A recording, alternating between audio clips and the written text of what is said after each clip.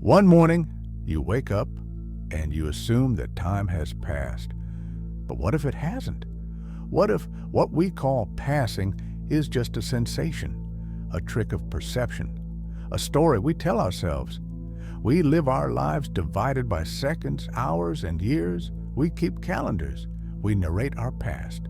We plan for a future. But what if all of it is nothing more than the construction of our own minds? Is time, as we know it, truly real, or are we simply convinced that it is? Today, we explore one of the most fundamental pillars of the mind, our perception of time. And on this journey, we ask the question, is time a reality or a powerful illusion we've come to believe? Why do we believe time is so real? Time feels real because we have woven it into the very fabric of our lives. From the rising and setting of the sun to the ticking of a wristwatch, time dictates what we do and when we do it. It creates structure and stability in an otherwise unpredictable world. It provides context. It grants us the illusion of control. But if time is real, if it truly flows like a river, then why do we experience it so differently depending on how we feel? Joyful moments seem to evaporate in an instant. Painful ones stretch and distort, refusing to end. Children see summers as infinite oceans of possibility. Adults experience them as fleeting shadows. What does this disparity reveal? It reveals that time is not universal in its feel. It is personal, elastic, and emotional. It bends and stretches not with clocks, but with consciousness. It is not a fixed highway we all travel in the same way. It is a mirror maze shaped by perception. And central to that maze is memory, not a recorder of facts, but a painter of moods. Memory gives time its color, while imagination shapes its direction. The past and future are conjured realms. The timeline, as we know it, is a collaboration between emotion, attention, and belief. But if we remove memory and imagination, if we sit with no past and no future, then time loses its meaning. We are left with only this, the present, unclothed, unframed, alive. Memory, architect or illusionist of time. Memory is the architect of identity. It lays the bricks of who we believe we are, but it is no neutral builder. It is an illusionist, a biased storyteller, a subtle manipulator. We often believe we carry memories like a box of photographs. But that's not how memory works. Every time we recall a moment, we reshape it. We add brush strokes, remove others, and apply the hues of who we are today. Memories are reconstructed, not retrieved. They are scenes rewritten by the editor of the now. And that editor is deeply emotional, deeply flawed. We romanticize, we forget, we embellish, we filter. We remember not what was, but what serves. Why do we do this? Because memory is in service not of truth, but of identity preservation. It exists to maintain a coherent self, a storyline that says, this is me. And yet, that me is a fluid narrative held together by selective memories and projected futures. What if the past you rely on is not real? What if it's a novel you've been unconsciously co-writing all along? If memory is fiction and imagination is fantasy, then what is left of time? Perhaps nothing but the moment in which you're asking the question. Now, the only time that might exist. The present moment is elusive. You can't hold it. You can't frame it. You can only be in it. Yet everything we ever truly experience happens here, in the now. The past is a projection. The future is a blueprint. Both only live in the theater of the mind. Despite this, we rarely inhabit the present. We exist in echoes and expectations. We cling to what was or reach for what could be. The now becomes a blur between nostalgia and anticipation. But when we pause, when we truly pause, the veil lifts. In this space, time loses its grip. There is no urgency, no regret, no fear, just being. This now is not sterile. It is bursting with depth, the hum of silence, the pulse of presence, the infinite held in a single breath. But the ego fears this space. It cannot narrate the now. It cannot control what has no sequence.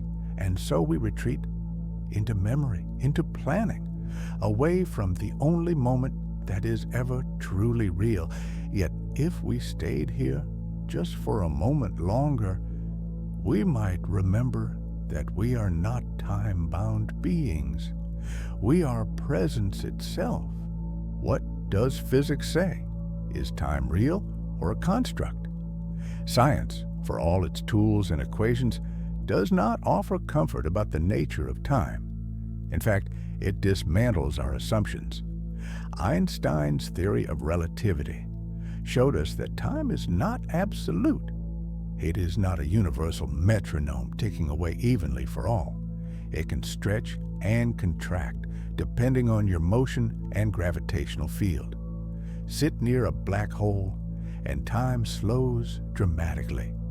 A few moments for you could be decades for someone far away. So, whose time is real?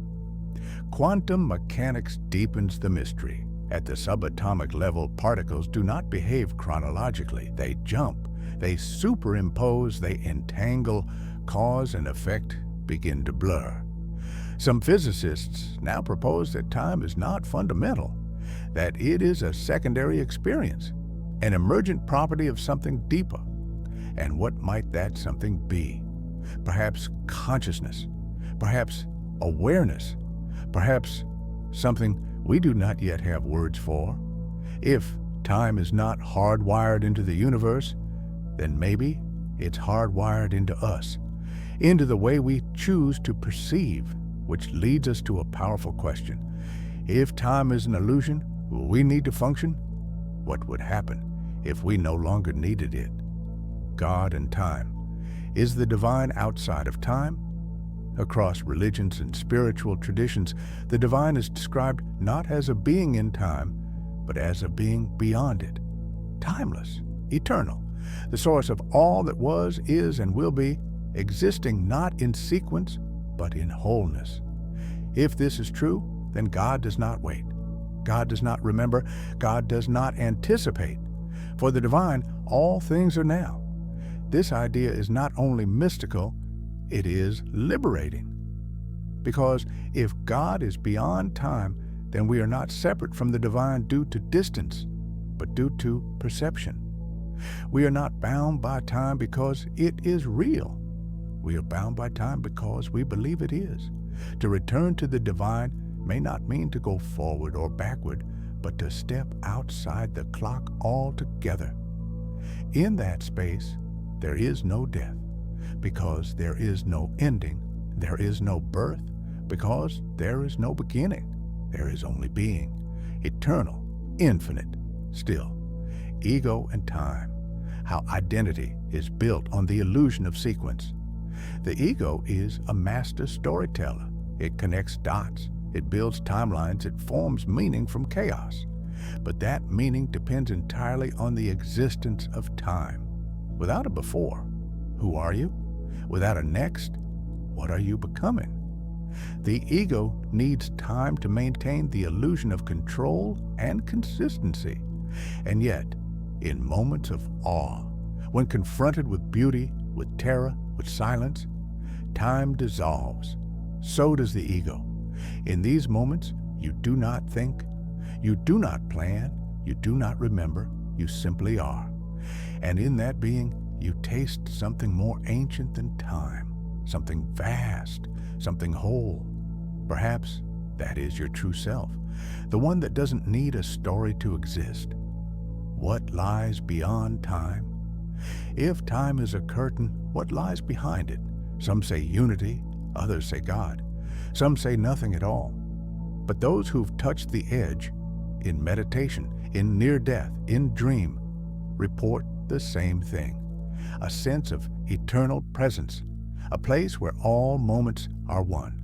In this space, life is not a journey, but a bloom, not a sequence, but a symphony, and you are not a traveler through time. You are the awareness within which time appears. This is not theory. It is invitation to live with less fear, to step more often into presence, to remember that behind the ticking clock, there is a stillness beyond. Conclusion: living beyond time. Time is a useful map, but it is not the territory. You are not late. You are not early. You are not running out. You are here, and here is enough. Let's meet in the comments. Is time real to you, or just the story you've grown used to? What would life feel like if now was all there ever was?